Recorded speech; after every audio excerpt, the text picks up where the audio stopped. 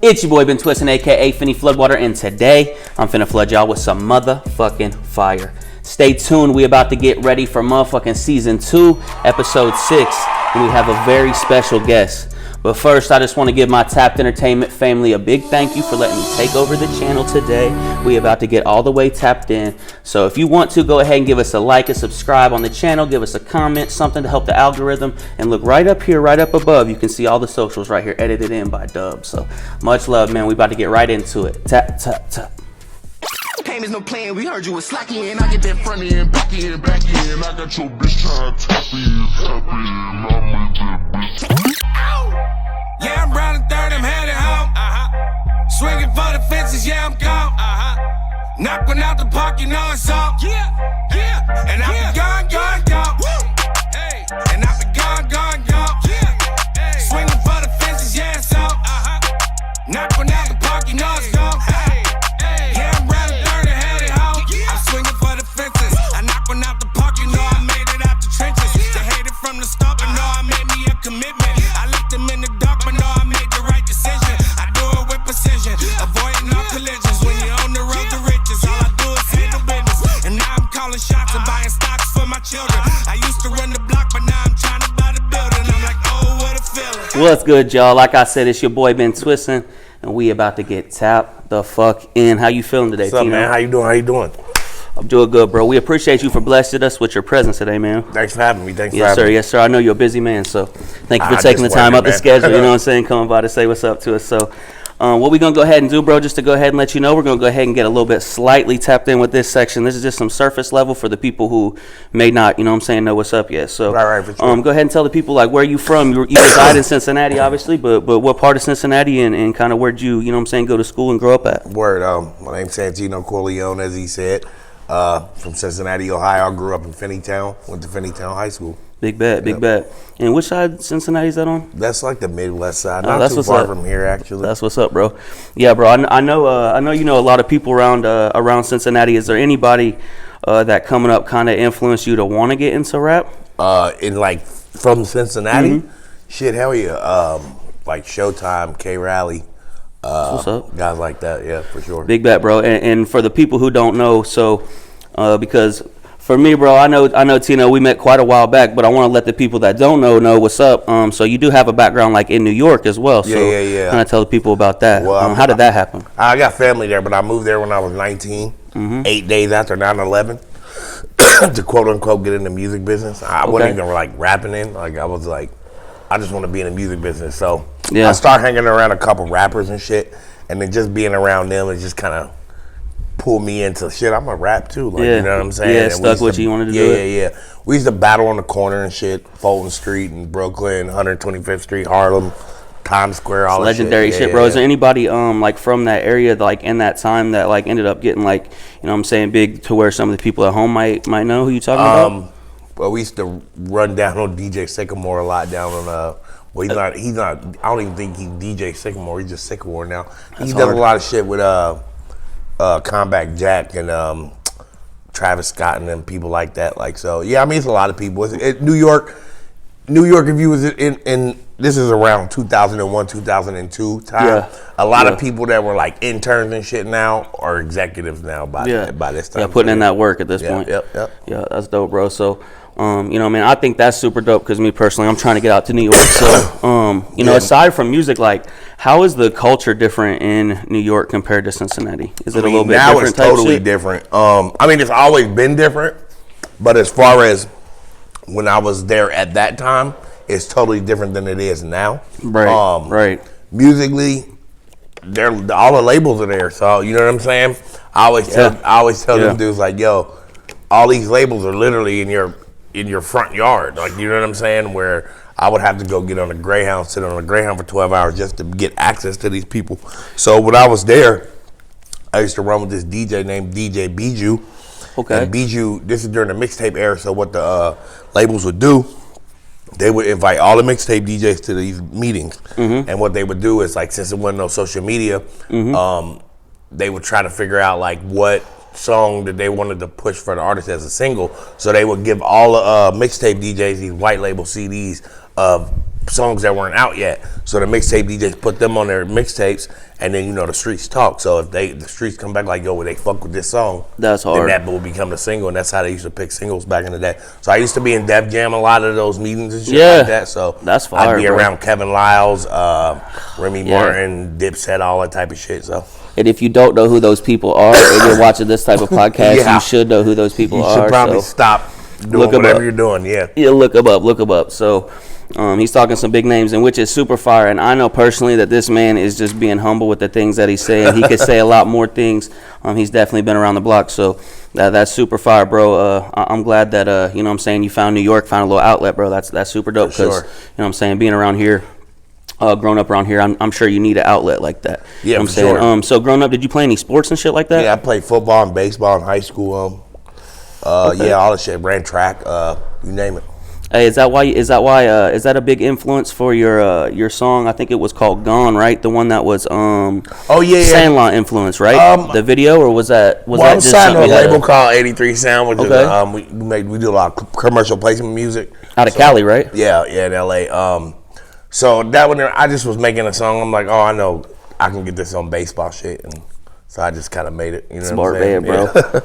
Smart man. And so that is with, if I'm correct, that's with Cook's Classic, right? Yeah, Cook Classic produced that. Cook Classic's a producer, songwriter. He co-wrote the song "High Hopes" by Panic at the Disco. So, yeah, that's some crazy shit, bro. Hey, no wonder you getting up in there in the industry, bro. Because you know what I'm saying, it actually is a small world when you think about it, bro. Isn't it kind of crazy? Small. Yeah. Crazy to think about, bro. The music industry period is super small. I mean, you probably think it's probably truly ran by probably 10 people. You know what I'm saying? It's not wild to think about, bro.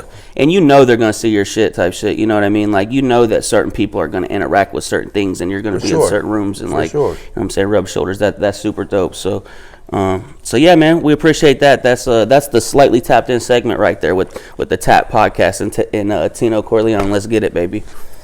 Payments no plan, we heard you was slacking, and I get that front end, back end. I got your bitch trying to tap in. Alright, y'all, it's your boy Ben Twistin', and we are here with Santino Corleon. We about to get a little bit more tapped in, so tune the fuck in, bro. We about to get a little bit more in depth with the questions. That's what we mean. So, alright, cool. So, bro, coming up, you know, was there any times that you felt like you wasn't gonna, you know what I'm saying, keep going with the music type shit, and like you was gonna just kind of give in to that 9 to 5 type life? 2 times in particular that I can remember. My first time ever being at South by Southwest. Okay. I was down there, and I don't know if you ever been to South by Southwest. I haven't yet, no sir. It's obviously like a music convention. You know what I mean? And huge. So you got artists, you know, people trying to come up from all over the country, right? Converging down into Austin, Texas. So like I'm down there, and it's like all these people, and I'm like, damn.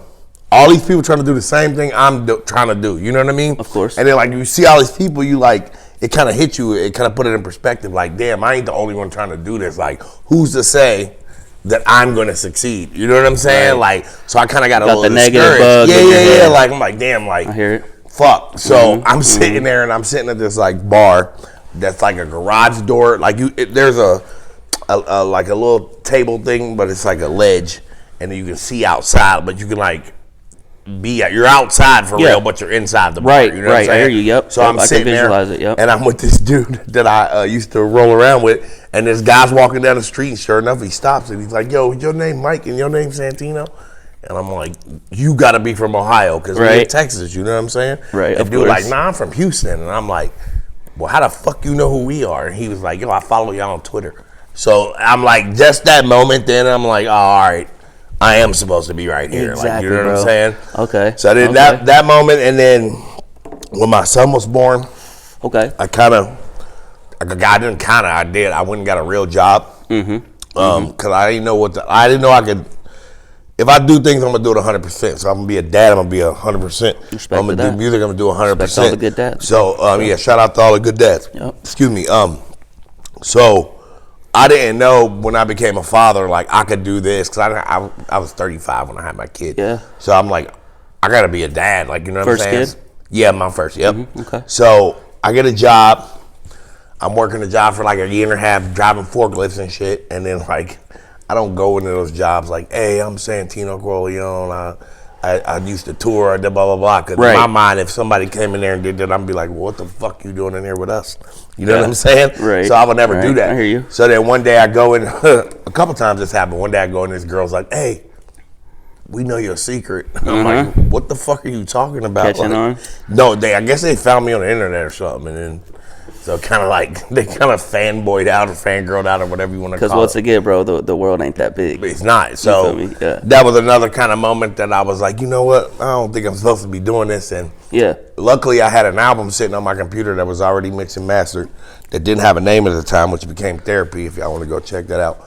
And then I dropped that on March 1st, 2018. Okay. And 3 weeks later, I was back on tour. So I went up for like a year and a half, 2 year break. Bro, I remember. I remember the comeback. So for the people at home, bro, I've been a fan for a minute.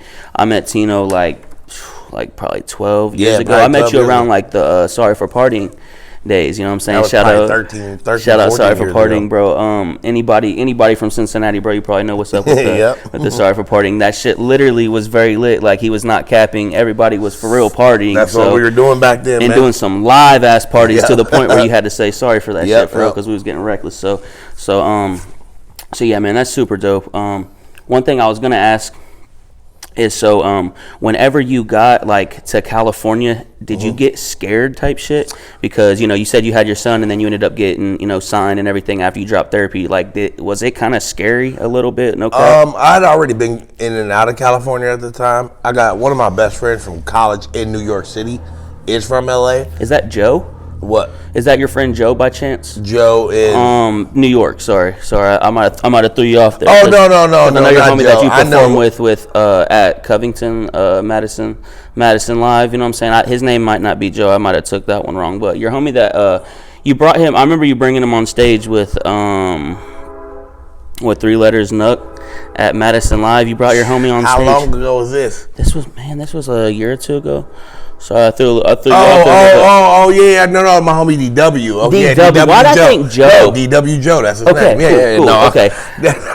My bad, I put it together. Cool. Yeah, no, actually. Sorry, bro, I was randomly thinking, I thought I had something in my head. I'm like, wait, I might be wrong there. That's my boy, my brother DW Joe. Yeah, we came up in New York together, so like, that's like my brother for real. Like, we came up in the trenches from nothing. Like, we actually working on some big things here. You may see him around here soon too, because we're working on a few shows and stuff like that. That's super dope. Hey, we always getting tapped in. So even though it's a little bit of a stumble, we keeping that shit going. So okay, back to the California question. So whenever you got in California, you had your homie that, you know what I'm saying, you already knew. So back to that. So I'd already been to LA before. You know what I'm saying? Right. I moved there in 2015 once. And I just did that because I needed a change. I was kind of, I felt stagnant in my writing and in my music. And I'm like, oh, good looking. I should have passed mine too. You already know, bro. So used to smoking by myself. Yes, sir. Been twisting. I had already been in and out of LA, but then in 15 I moved because I kind of felt stagnant. Like, I'm like, okay, I could go to New York, but I've done that before. Like, and it's kind of like, it's like going home. Like, you know what I'm saying? So I needed a change, and I was like, you know what? Let me just move to New York. So I went to LA.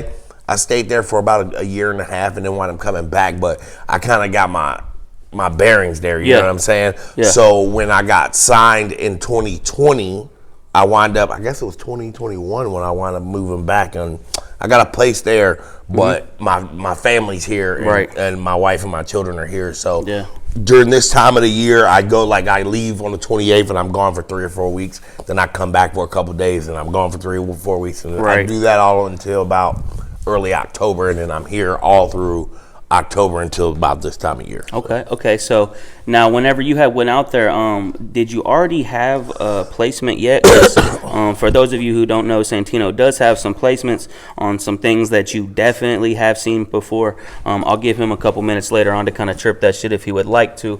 I know he's a humble man, but you know what I'm saying, sometimes you gotta talk your shit a little bit. I already had placements by then. I was already signed by the time I moved. With 83 Sound. I was signed with 83 Sound probably a year and a half by the time I'd already moved back to LA. I got you, bro. I got you. And so So after you got like the first placement or the second placement stuff, did you kind of like, did that really reiterate in your brain like, damn bro, I'm so glad that I didn't quit type shit at those times that I thought I was gonna quit? You know what I mean? Like I'm sure getting a placement on just what was one of the first one placements? was Jeopardy, I think. That's crazy, bro. And what was like one of the other ones that you remember? Well, the first one was Jeopardy, and I remember the conversation when I got signed, and they called me, and they were like, it was Out of Sight. Shout out to Out of Sight, who's a platinum recording artist too, who I'm signed with as well. He called me, and he was like, yo, I got this record, and like he was kind of talking fast, so I'm listening, and I'm like, all right, he wants me to do this record, which we had done music in the past before, but it's kind of out of left field, like, he hit me up, like, so he sent me this music or whatever, but in that conversation, he says, I'm starting a label, we want to sign you first. That's hard. So I kind of like brushed it off. I don't, not brush it off in the sense like I didn't believe him, it just kind of like, it was like starting. Like, wait a minute, like, what did I hear? Like, you know what I'm saying? Right. So I'll probably shout out to the ambulance other.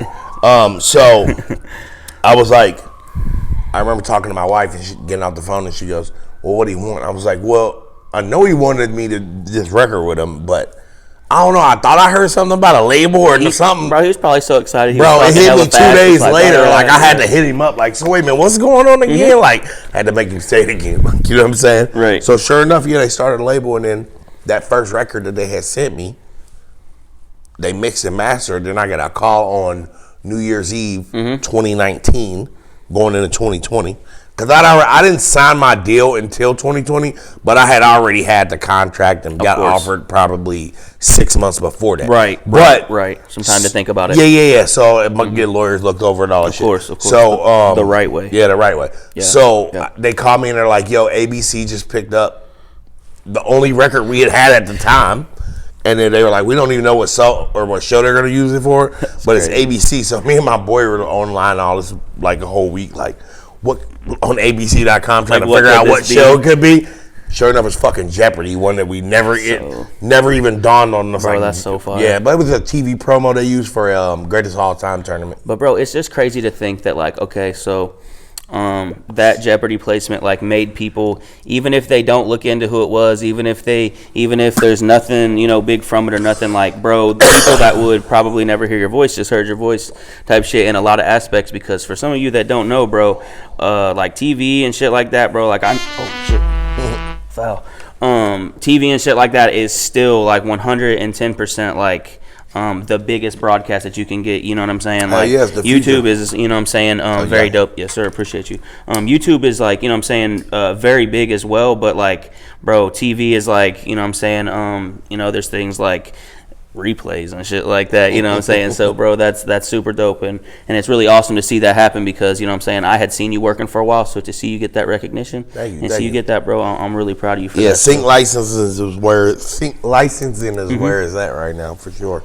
Yeah, bro, and for all the artists out there that might watch this, bro, that is why you need to get your shit 1,000% official. I talked to this woman in the industry. I won't even chirp the name, but she's big in the industry with upcoming artists and some A&Rs, and she basically told me, like, you need to get all of your paperwork and everything right. You need to get, you know what I'm saying, everything like that ready, because it's like, until then the product that you make really, you know what I'm saying, is going to get sold short. So here's the thing, really when you're dealing with people in the industry or dealing with someone who can potentially help you or take you to the next level, they want to just be able to put water on it and step back.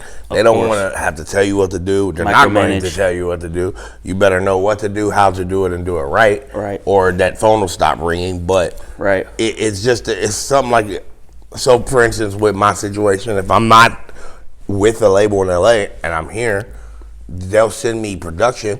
They expect me to write to it and send them back songs. Like, of course. So I put myself in the studio, I get the job done, and that's that. So nobody's gonna sit around and wait on you and hold your hand. Like, you know what I'm saying? Yeah, I hear that. So it's like literally just like making it to the big leagues type shit. Is, you know what I'm saying? Yep. Like in, you know what I'm saying, up through AAA and shit, you got a lot more people like right there helping you, and then they're telling you like, look, when you get to this next level, we're not going to be there to help you. So you got to be ready to do it and know it. But by the time you get there, you should already know what to do anyway. You know what I'm saying? So, I mean, of course they give me the gist, like, hey, At this point, writing those placement songs, it's a formula, and I already have it down. Like I don't, they don't even assist me anymore with because sometimes they'd send me a song and it would just be the hook. Of course, of course. Verses, you know what I'm saying? Yeah.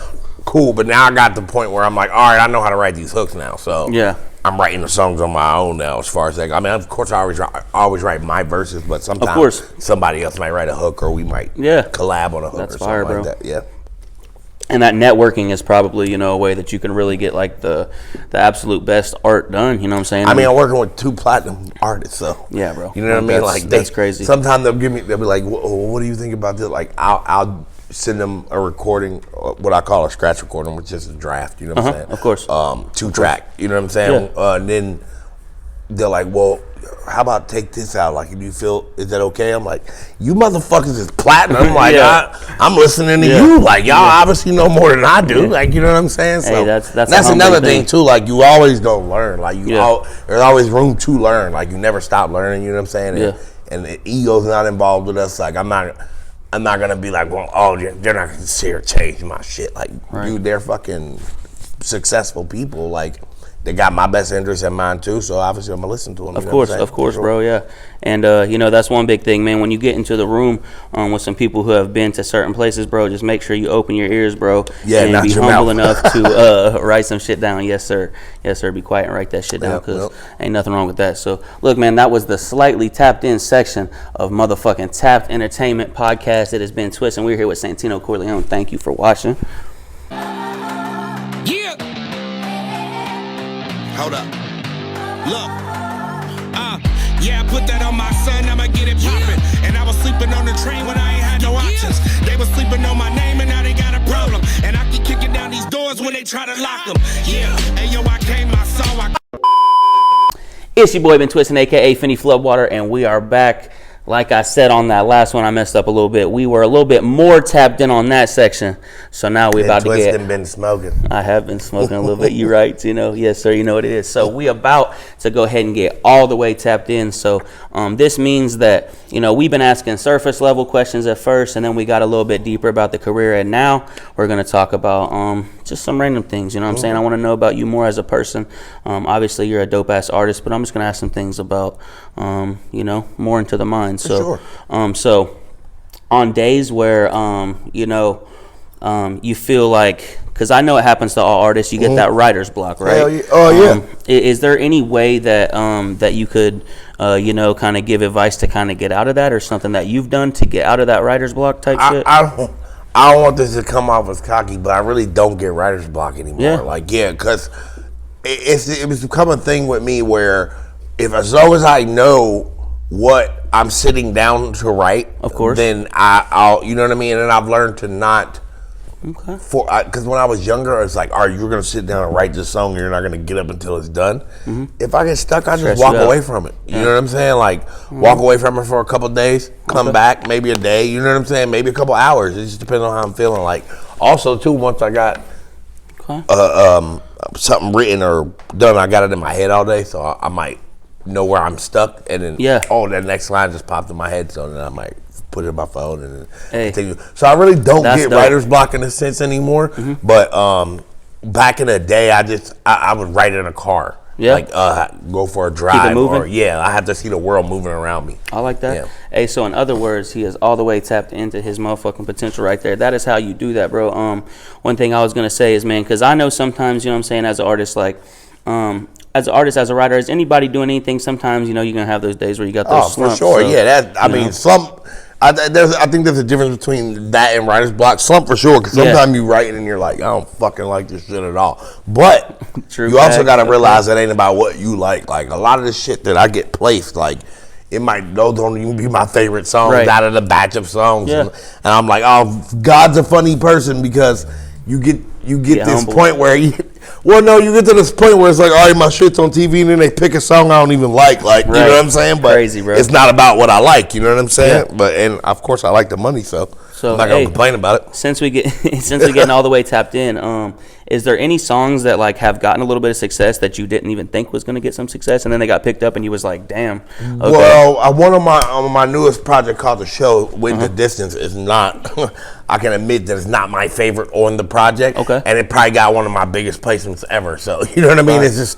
It's one of the things that tells me, like, hey, I might not like that. And I think that's where the not having writer's block comes in, because it's like, I think a lot of time writer's block is you as an artist stopping yourself because you may not particularly like what you're doing at the time. But now I've realized, well, shit, one of the songs I might not like was one of my biggest placements. So maybe I don't have the right fucking taste in it. You know what I mean? So that makes me wonder. Like, I'm sure a lot of artists that'll see this, it makes you wonder. Like, damn, have I ever sold myself short? So hey, so you know what I'm saying. But I also credit that to Out of Sight and Coke too, because it's like, you know, I was sitting in there like, yo, we love this. And I'm like, these dudes just know what they're doing. So, you know what I mean? I'm not going to argue with them. You know what I'm saying? And that's one thing about being humble. So, yeah, I was just curious about that.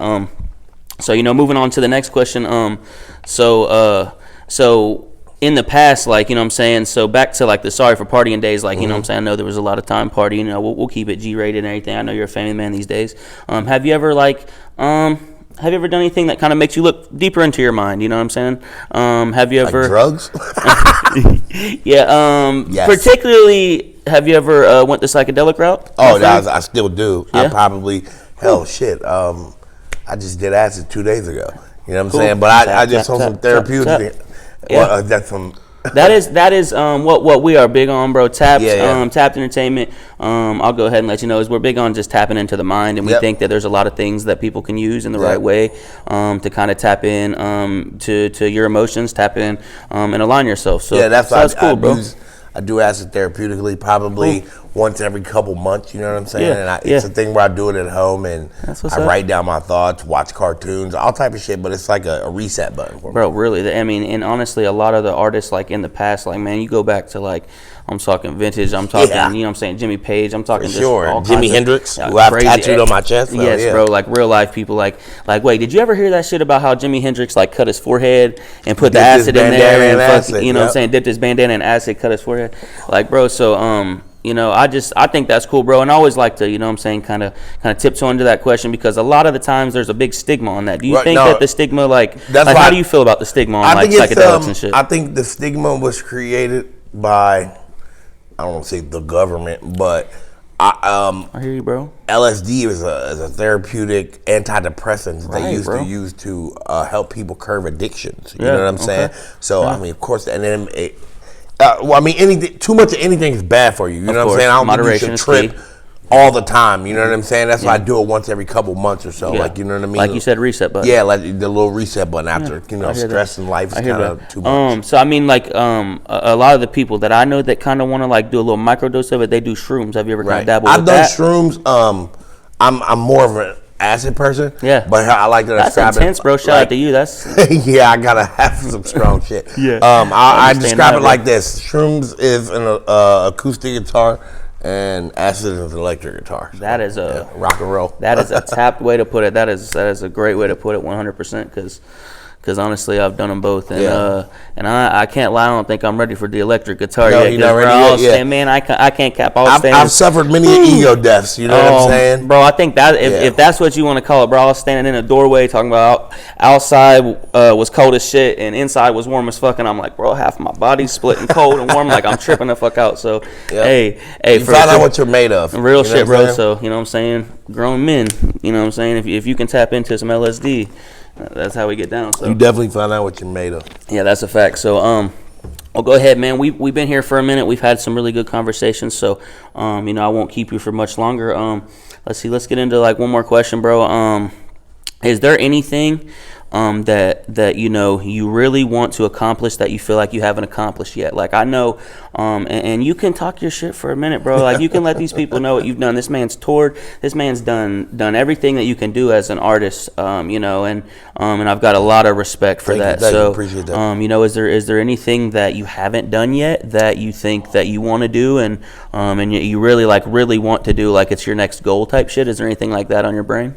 Placement wise, a lot of my placements are in the sports world. I'm trying to get into movies. Okay. Because my thing is, you get into movies, that shit's forever. Like, you know forever, residual. Forever. Not even that. Like, past the money, just just it's living, forever. 100 years from now, someone will watch that movie and hear your song. Of course, movie. bro. Yeah, you know what I'm saying. Well, you were already on TV, right? Oh yeah, I've been on TV playing. Yeah, that was placed. Was that on Empire? Which one? Or what? I know you had a TV placement. I remember. Oh no, I was on Let's Make a Deal with Wayne Brady. Okay, that's sick. Bro, you've done so many things, bro. You've done so many things, bro. I'm telling you, it's super dope to see. Thank you. Yeah, I for forget sure, bro. about some shit sometimes. Someone's like, the other day, she mentioned something. I'm like, damn, I forgot I even did that shit. Bro, I ain't gonna lie. I think you might have forgot about something because I'm pretty sure at one point you had a song that was playing. It was playing. Trust me, this is how you know I be paying attention, bro. You had a song that was playing inside of a radio store on a fucking TV show. I know that you've done a lot of things that might not ring a bell. Remember. But listen, I'll speak for this, man. It was it's just another form of placement, basically. Like there was a song that you had done, and it was on it played on a radio station, bro. I remember that. I forget which TV show that it was, but that just speaks for itself. I can't even remember myself. I was gonna say that speaks for itself. We've been smoking, we've been kicking it, man. So hey, look, bro, I just want to say I really do appreciate your time. Thank you for coming in here and blessing us, bro. Thank you, man. I think we've had some really good conversations. For sure. And so what I want to go ahead and personally do is step away for a second, give you a second to if you have anything that you'd like to promote, if you have anything that you'd like to say, you know what I'm saying, go ahead and give us an outro. And it's your boy Ben Twistin. We're here live with motherfucking Santino Corleon. I appreciate you guys for viewing. Thank you. It's at Santino Corleon, Twitter, Instagram. Go get my latest project, The Show, on all digital streaming sites, and probably check me on TV somewhere. So thank you. I just wanted to go ahead on here and I wanted to thank you guys for stopping by, and I wanted to give a big old shout out to my Tapped Entertainment family for letting me take over the channel today. If you want to go ahead and stay tapped in, tune the fuck in, because we are going to be here delivering you educational, motivational, and motherfucking entertaining content always. It's your boy Ben Twistin, and this is The Smushy, and we're out. Tap. Payments no playing, we heard you was slacking, and I get that front end, back end, back end. I got your bitch trying to tap in, I made that bitch. Plush mush. Plush mush. Plush mush, right? Right. All right, hold on, run it one more time. Shout out Plush Mush. I'm Ben Twistin. We're tapped.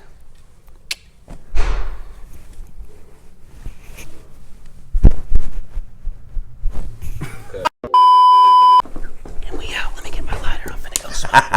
Yeah, much appreciate you. Nice.